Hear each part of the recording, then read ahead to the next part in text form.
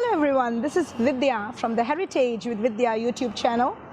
Today I'm here with you at the High Commission of India in Singapore, and this is because we are going to meet a very interesting personality, a humble and charismatic human being by the name of Mr. P. Kumaran, or you could say Mr. Kumaran Periasamy, who is the High Commissioner of India in Singapore.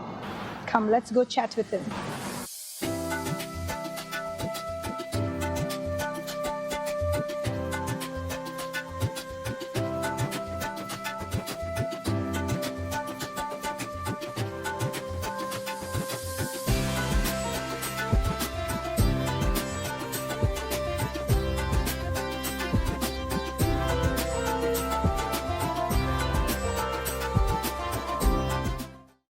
Was it love at first sight? That's a very interesting question you have. A lot of people probably don't know that it was an arranged marriage. Oh, really? Oh my God. It's even more interesting that it's an arranged marriage because arranged marriages normally end up marrying within communities. Within communities, yes. It's very, very unusual for someone from Delhi to get into an arranged marriage. Certainly. With someone from Tamil Nadu. So what happened actually was I was posted in Libya at that time, and my wife her family, my father-in-law still works in Chennai. Okay. For the tire company MRF. Okay. Right. And I was in Libya those days. We were of course looking out for marriage alliances. Yes, and, yes. They also were looking out, and after a while, you try and expand your circles. Of course, if something doesn't suit, then we move on to another circle. So, we both families had some common friends, and it turned out that they had spoken to the same friend, and we had also spoken to the same friend. Okay. We said, okay, why not put them together? It's a mutual friend who did it. Okay.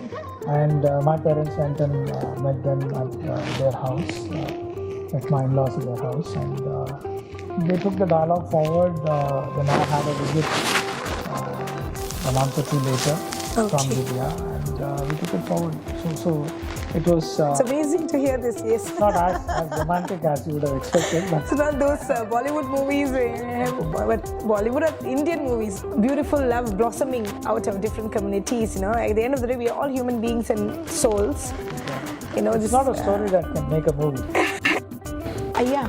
I also wanted to touch on this aspect that you actually know the Arabic language, and please tell us a bit more about it. Where were you stationed, and what made you want to learn the language? Sure. My first posting was Egypt. Foreign service. In the foreign service, we normally are asked to learn a language. Okay. All of us are allotted a foreign language. In my case, it was Arabic. Okay. And we are sent to a station to learn Arabic. So for me, it was Egypt.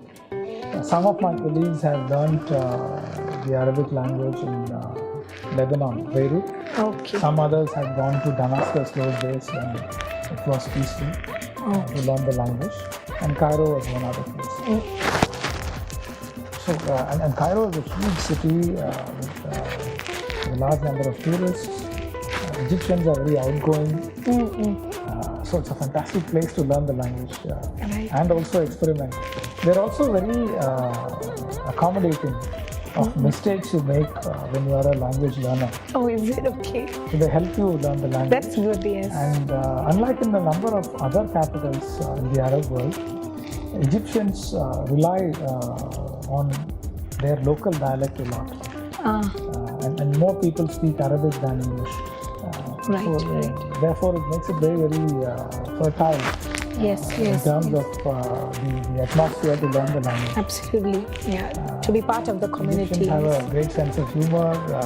They're very talkative and engage foreigners without any hesitation. And they consider Indians as very close friends. Okay, that's nice. Thanks to the old civilizations that both of them are. Yes, of course. And also the friendship that was developed during the time of Prime Minister Nehru and President Nasser of Egypt. Okay. During the 50s, 60s, and 70s during the non-alignment days, when India and Egypt were prominent members of the non-aligned movement. Okay. So all that helps you easily fit into Egypt, and the kind of warmth that Egyptians show towards Indians is very interesting. And Egypt, of course, is a very old and prominent pharaonic civilization. Yes. There are a lot of similarities of the pharaonic civilization with the ancient Indian civilization. Yes, The kind of gods that were there. The main pharaonic god was the sun god, which is similar to Surya in the Hindu civilization, ancient Indian civilization. There are many other gods also, the god of the sky, the nature elements. A lot of gods are associated with various elements of nature. So that makes it very exciting as a Just like Vedic gods. For an Indian to study and try and understand. There is also a city in Egypt called Ismailia, which is known as the mango city in Egypt. What is that again? Ismailia, mango. Ismailia. That's the only city in Egypt where mangoes are grown. Oh, really? Apparently, all the mango saplings were given in sometime in the 50s, during the time of Prime Minister Nehru, as a gift to President Nasser. Oh, And those trees matured, and you get excellent mangoes now. How interesting. What a lovely gift. Awesome gift. Such a nourishing gift that was given. So even now, Egyptians are very fond of Indian mangoes, thanks to the familiarity brought in by the mango saplings given at that time. And Arabic has many words that are common to Hindi Urdu. And the more you delve into it, the more exciting it gets. Okay. For example, words like tamarind, for example. If you look at the English word, you don't understand the roots of the language. But in Arabic, it is tamar Hindi. That's how the word tamarind comes. And tamar Hindi, to break it down into two words, tamar in Arabic is date. The date fruit. Right. And Hindi is Indian. So what it essentially means is Indian date. Yes. So there are, I just gave you one random example.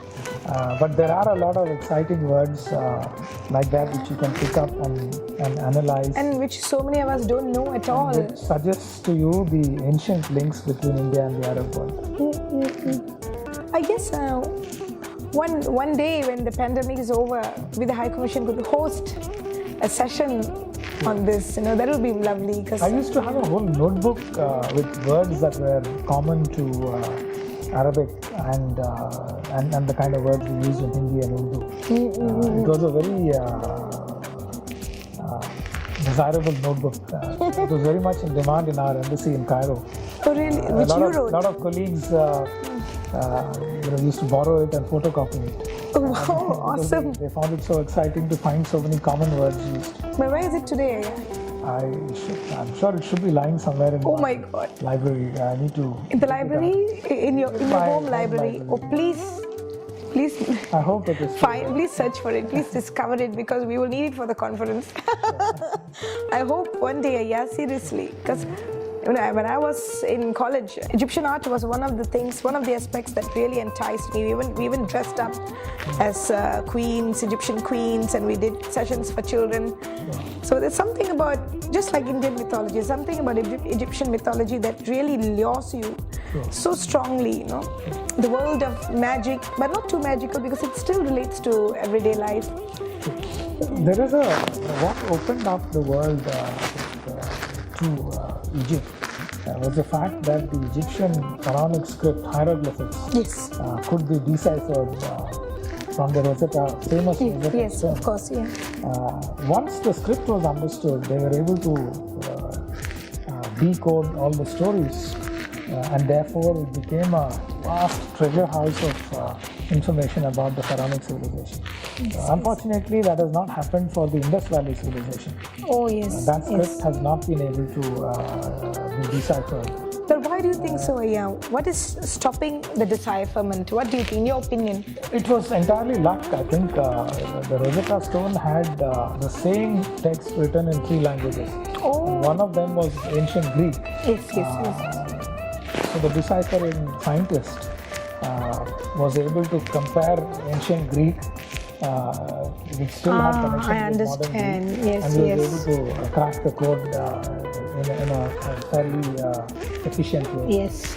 Indus Valley civilization, the script, we've not been able to find any such inscription with multiple languages, and therefore it's not been possible to crack the code. Whenever that happens, I'm sure it will open up a new world in terms of understanding the civilization. But it has been such a long time, right? So many years of attempting to decipher, and I wonder if that is ever going to happen.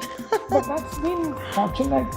We've been fortunate in understanding the later civilizations. The Sanskrit script is understood fairly well. Yeah. A lot of the ancient Tamil inscriptions have also been understood very well. There's not been much change in the way the language is written or expressed. So therefore, there is a fair amount of understanding of continuous civilizations in India. Yeah. The Indus Valley civilization that has not been able to open its secrets to us because maybe it was meant to be a secret forever. Sometimes I think of it in such ways. They call it sukshamam in Tamil, right? And it's, but I don't know. Or maybe there's a certain... With new computerized techniques coming in, artificial intelligence, etc. Who knows, somebody may be able to put together large amounts of text and use the power of the computer to crack it. Yes, you're right. I hope your words come true. I hope. Certainly it will make the study of the Indus Valley civilization more exciting. Yes, and I guess it will it will bring up new open-ended questions. We have to rewrite history, and we have to be ready for it. The Madurai Meenakshi Amman context, I would like to come back to that actually, because as an extension to the Madurai Meenakshi Amman concept. You see, we look at Madurai as a city that has a metaphorically matriarchal context because of the Madurai Meenakshi temple, and I cannot help myself but to request you to please tell me what feminism means to you. I mean, as a personal perspective or on a diplomatic level. What is feminism through your eyes? Thank you. That's a very interesting question. As I mentioned earlier, the Meenakshi Amman temple is very special because that's the place where Goddess Meenakshi gets priority over Lord Shiva. Yes. And therefore, it's very unique. Yes. But coming back to your question on what feminism means for me, I come from a family where I was the only male child and I had 2 sisters. Oh, really? So for me, what feminism means is equality. Yes, in all senses, in terms of opportunity, in terms of treatment within the family and treatment at the workplace. So these would be the 3 dimensions I look at for analyzing the way society treats its women. Yes. India is a country where goddesses are a part of the religious identity. Yeah. Goddesses have roles in our consciousness that are very high. We talk about, for example, the concept of Shakti. Yes. The universal feminine force that creates, maintains, and destroys the universe. Yeah. Yes. We've heard of the concept of Ardhanarishwara in Hinduism, where Lord Shiva, to show the equal place he gives to his consort Parvati, he's often depicted as Ardhanarishwara, Yes. half male and half female. So you do see very interesting depictions of the idea of gender equality. But in the more modern times, I think the government of India has enacted a large number of rules to ensure gender justice, Okay. including in local government, the panchayats in India and municipal bodies. 33% of the seats are reserved for women. So you have to have 1/3 of the seats. Will there ever be 50%? I'm sure there is a possibility for evolution, given that men and women are 50% of the population roughly. Yes. I'm sure it has to eventually tend towards that. Absolutely, yes. But we have to prepare society to try and create an understanding and a conducive atmosphere to make sure that society in general supports any legislative measures. So you need community support. You need a greater understanding of how to ensure gender equality at the workplace, how to make sure that women are not discriminated against at the workplace, their special needs are kept in mind in an institutionalized manner. For example, to make sure that the burdens of raising a family are shared equally between the parents. The concept of paternity leave was brought in. I guess it's also housework here. Housework. Yes. True, yeah. How you bring up a very important point. Homemakers generally get devalued within the family. Yes. Although it may be entirely by chance that a well-qualified woman in the house decides to become a homemaker for the larger interests of the family. Yes. I don't know if you've seen this Hindi movie called English. Yes, I did, yes. It brings out the idea very, very well, where the children also unfortunately start devaluing the role of the mother because she's seen as relatively less important compared to the father. So it's important for the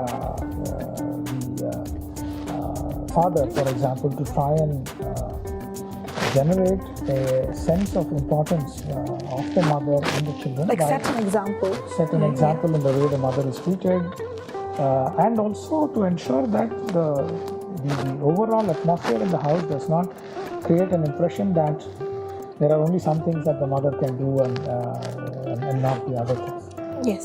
So it is important that the family atmosphere teaches children how to value the roles of the non-working parent. Yes. You also need to teach young male children how to behave with women, colleagues, girls at school, and to intrinsically develop in them a kind of gender respect. Yes, you're right. That you would eventually like to achieve in society. So there are multiple dimensions to this. And overall, I think if you see South Asia in general, we've had women achievers at all levels. We've had a president in India who's been a lady, a prime minister, Supreme Court judges, governors. In fact, at the recently concluded Olympics, Indian women did much better than Indian men. So it tells you that we are gradually moving in terms of how our women are treated in our society. Towards being more civilized, in other words. Ultimately, we would like to be in a situation that is as close to the ideal as possible. But there's a lot more work to do on that. Yes, So when you talk about gender issues, there's also a third gender that